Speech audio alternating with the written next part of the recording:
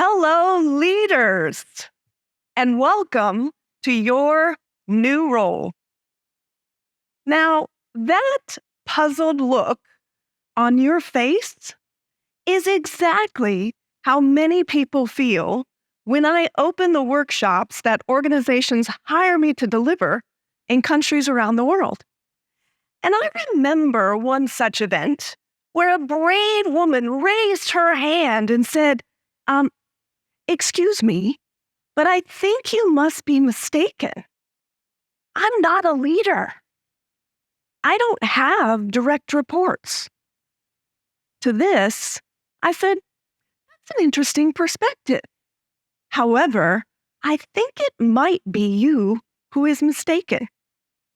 You don't need direct reports to be a leader. Leadership begins with self.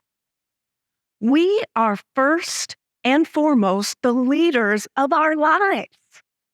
And that means that every one of us here right now is, in fact, a leader.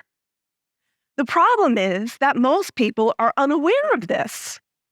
They don't know how to fully step into that leadership role or drive peak performance in all aspects of their lives.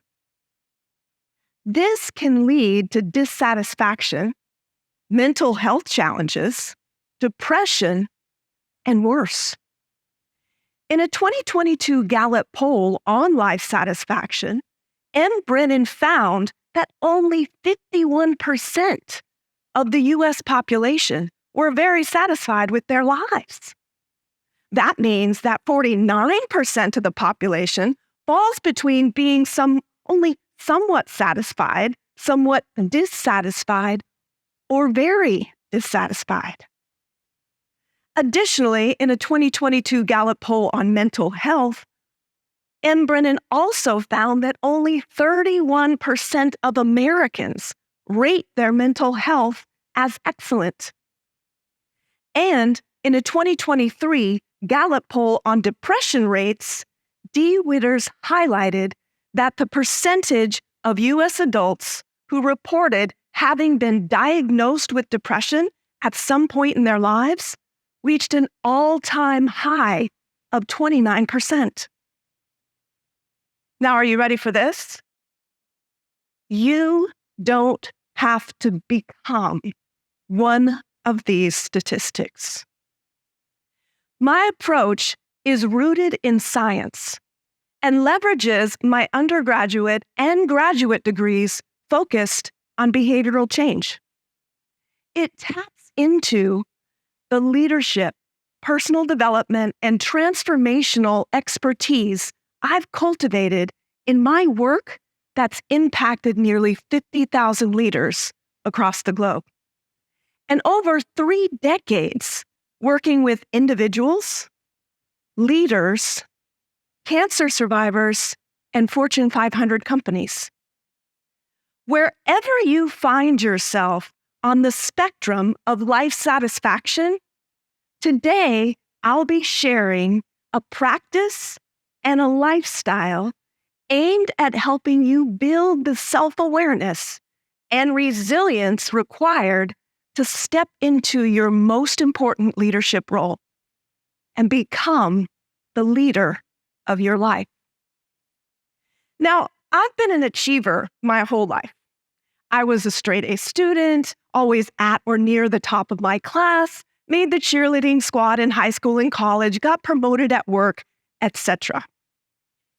And for the longest time, I had connected who I was to what I was able to accomplish or do. Well, that turned out to be a huge mistake, because what happens and who am I when all that goes away? And it did. By the time I turned 24, my life was officially falling apart. I was disillusioned with my career, getting divorced, working 3 jobs, nearly facing homelessness, and on the verge of financial ruin. I know exactly what it feels like to come home from work to an eviction notice on the front door, It's not something I recommend, by the way. To feel the shame of having to live with family and friends who were kind enough to take you in, and to rent an apartment that you can't afford unless you get the job you applied for but haven't yet acquired.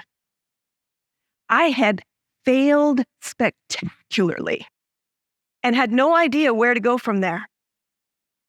It was during this time in my life that I realized I was the only one who could change the path I was on. No one was going to do it for me. And I distinctly remember the moment that I fully stepped into the role as the leader of my life. I was having a phone conversation with my mom, and she was, as parents do, providing advice and guidance. I had to say over and over, "Mom, I appreciate your input, but this is my life, and I have to make my own decisions. I'm going to fall, but I will always get back up again."